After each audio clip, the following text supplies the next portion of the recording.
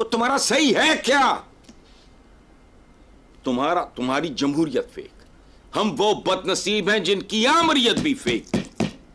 कहा यह जा रहा है कि दुनिया के 100 से ज्यादा जो ममालिक हैं उन्होंने इंडिया से हेल्प मांगी है कि इलेक्शन के हवाले से उनकी मदद की जाए या ट्रेनिंग दी जाए।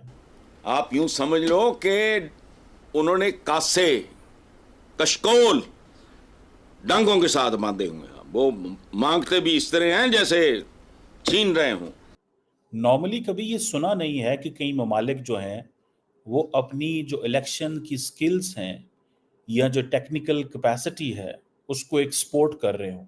बट स्टाफ लेवल अग्रीमेंट अभी नहीं हुआ, तो ये एज पर एक्सपेक्टेशन है या दिस इज अनयूजुअल? देखिए, आईएमएफ के स्टाफ का पाकिस्तान से बगैर मुआहदा किए वो वापस जाना इंडिया के हवाले से ये इंडिया को एडवांटेज है कि इंडिया अपनी इलेक्शन स्किल्स को भी एक्सपोर्ट कर रहा है। Maldives will very soon launch India's RuPay service. वो आरयू पे होता है ना, रुपे, वो सर्विस लॉन्च करेगा। ये बहुत बड़ी तादाद है। एक तरफ पाकिस्तान देखें कि पाकिस्तान के इलेक्शंस को कोई मानता ही नहीं है। जिन्होंने दुश्मना दी लोड़ नहीं हुंदी। आप अपने लिए खुद काफी हैं। या उस पॉलिटिकल सिस्टम को जिस अंदाज से करवाया जाए वो इस तरह का हो कि लोग कहें कि नहीं, हमें ये पॉलिटिकल सिस्टम चाहिए। हेलो, जय हिंद दोस्तों। एसपी न्यूज़ 91 में आपका स्वागत है दोस्तों। जैसे कि आपने क्लिप में देखा कि 100 से ज़्यादा देश भारत से गुहार कर रहे हैं इस चीज़ के लिए कि वो उनको इलेक्शन की जो यहाँ पे जिस हिसाब से, जिस ईमानदारी से इलेक्शन होते हैं वो भी उनको ट्रेनिंग दे। यानी कि 100 देश ऐसे हैं जो कहते हैं कि उनको ट्रेनिंग मिले भारत से और आगे वो भी इसी तरीके से, इसी लोकतांत्रिक तरीके से अपने देश में इलेक्शन करा सकें। अब अगर मैं छोटी सी बात पाकिस्तान की ही आपको बताऊं, वहाँ पर इलेक्शन हो जाते हैं लेकिन वहाँ के इलेक्शन को कोई इलेक्शन नहीं मानता, क्योंकि वहाँ पे फ्रॉड ही इतना होता है, अब पता ही नहीं चलता कौन कहाँ किस तरीके से क्या हो जाए। तो कुछ इस तरीके की बात है। हालांकि ये एक बहुत बड़ी बात है कि 100 देश, बहुत ही ज़्यादा संख्या है जो कि भारत के से मदद मांग रहे हैं। और भारत तो एक, मैं बताऊं, आने वाले टाइम में सुपर पावर है ही, लेकिन पाकिस्तानी मीडिया ये खबर सुन के कहीं ना कहीं सदमे में है। पाकिस्तान को कहीं ना कहीं इस चीज़ का सदमा लगा हुआ है। अब पाकिस्तानी मीडिया इस पर क्या चर्चा कर रहा है, पाकिस्तानी मीडिया के क्या ख्यालात हैं, किस तरीके की बातें कर रहा है, तो आइए दोस्तों वीडियो को स्टार्ट करते हैं। हेलो फ्रेंड्स, जय हिंद। हिंदुस्तान स्पेशल में आपका स्वागत है दोस्तों। जैसा कि दोस्तों आपने क्लिप में देखा, पाकिस्तानी मीडिया ये चर्चा करा है कि लगभग 100 से ज्यादा देशों ने भारत से मदद मांग ली है और ये मदद उन्होंने इलेक्शंस के हवाले से मांगी है। जैसे भारत इतने बड़े चुनाव सिस्टम को हैंडल कर रहा है, यह सभी देश भारत से ट्रेनिंग लेना चाहते हैं। दूसरी तरफ भारत की नफरत में पाकिस्तान ने जिस आतंकवाद को बनाया, आज वही उसके गले की हड्डी बन चुका है।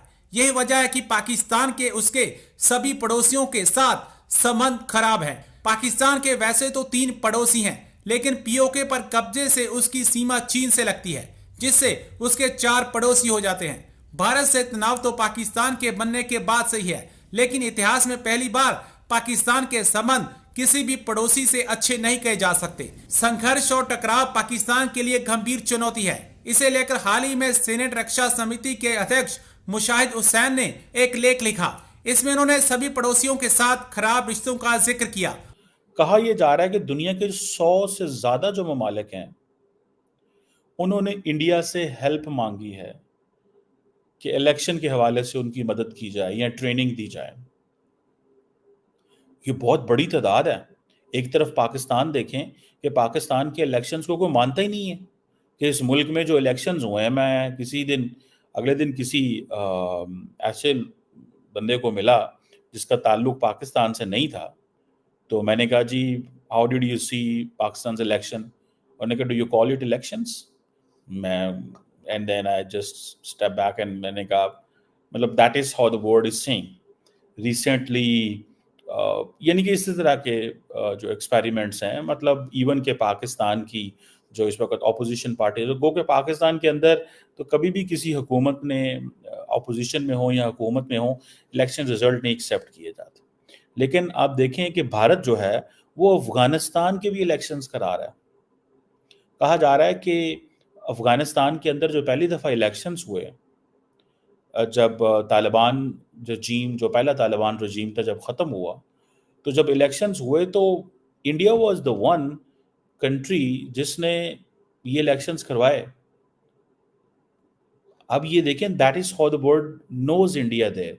यहाँ वो कहते हैं जी कि हमने आपकी पार्लियामेंट बनाई, या वो कहते हैं जी कि हम तो यहाँ सिर्फ और सिर्फ इंफ्रास्ट्रक्चर करने के लिए आए हैं, या वो कह रहे हैं कि जी हम तो यहाँ सिर्फ आपकी मदद कर आए हैं, हमारा तो सिर्फ ह्यूमैनिटेरियन सपोर्ट है, या हम चाहते हैं कि अफगानिस्तान में डेमोक्रेसी वापस आए और हम आपके सपोर्टर हैं। सो ये क्वेश्चन है। इसी तरह नेपाल के अंदर कहा जा रहा है, जब वहां पे सिविल वॉर बंद हुई तो इंडिया ने वहां पे इलेक्शंस कराए। So exporting elections is considered as an India's soft power. When Americans engage with India, और वो यही बात करते हैं, वो कहते हैं ना, we are the fellow democracies, हम क्या हैं? fellow democracies हैं। तो इंडिया इस चीज की प्लेज लेता है। सो इट मीन्स कि आपका जो पॉलिटिकल सिस्टम होता है, वो पॉलिटिकल सिस्टम अगर इस तरह का हो, या उस पॉलिटिकल सिस्टम को जिस अंदाज से करवाया जाए वो इस तरह का हो कि लोग कहें कि नहीं, हमें ये पॉलिटिकल सिस्टम चाहिए और इसके जरिए हमारे मुल्कों में बेहतरी आ सकती है। मुझे याद है कि पाकिस्तान के अंदर एक बड़ा अच्छा अदारा है NADRA, national database and registration authority. दुनिया बहुत सारे अफ्रीकन ममालिक के अंदर पाकिस्तान अपनी सर्विसेज उनको एक्सपोर्ट करता है, उनको बताया है कि कैसे डाटा इकट्ठा करना है या अपने आप को डिजिटाइजेशन की तरफ क्या करना, लेके जाना है। पाकिस्तान ने मदद की है उन मुल्कों की। लेकिन इलेक्शन एक ऐसी चीज है, ये एक आपका पॉलिटिकल सिस्टम है, ये आपका एक जिंदगी गुजारने का तरीका है, ये कौम का, मुल्क का सोचने का अंदाज है।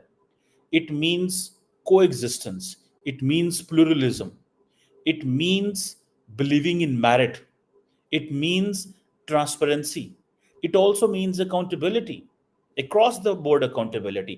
So जब आप 5 साल के बाद लोगों के पास जाते हैं तो ये आप ये चीजें लेके जाते हैं। सो इंडिया इन चीजों को एक्सपोर्ट कर रहा है अपने इलेक्शन प्रोसेस को।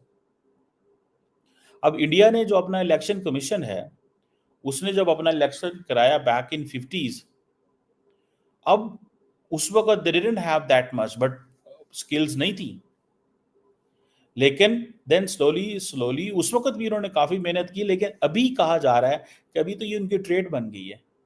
दुनिया के 109 मुल्क जो हैं वहां पे लोगों को ट्रेन किया गया है, इलेक्शन करवाने वाले लोगों को इंडियंस हैं।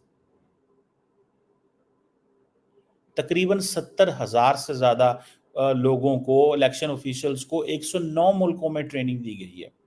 ये काम अमेरिकन भी करते हैं, ये काम यूएन भी करता है, ये काम और अदारे भी करते हैं, पाकिस्तान में भी किया जाता है।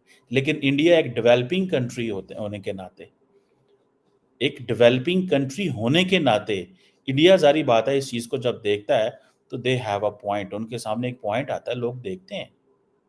A country which just recently, जिसने अपनी जो फॉर्मर कॉलोनियल मास्टर जो है उसको ओवरटेक किया हो as a 5th largest economy, और वो बरतानिया कोई कह रहा हो कि हाँ ठीक है तुम भी ये करते हो, लेकिन देखो मैं भी ये करता हूँ, मैं भी ट्रेनिंग दिलवाता हूँ, मैं भी इलेक्शंस के हवाले से काम कर रहा हूँ, आप भी कर रहे हैं लेकिन हम भी कर रहे हैं।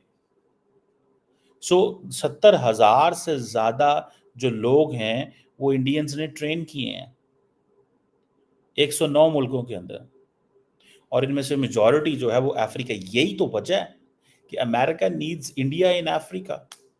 अमेरिका को इंडिया की जरूरत है अफ्रीका के अंदर, यानी कि इंडिया अमेरिका डायलॉग हो रहा है कि अफ्रीका के अंदर अमेरिका की पेनिट्रेशन कैसे बढ़ानी है, and American needs Indian help. और इस पे आपको पता है, कल मैंने बात भी की थी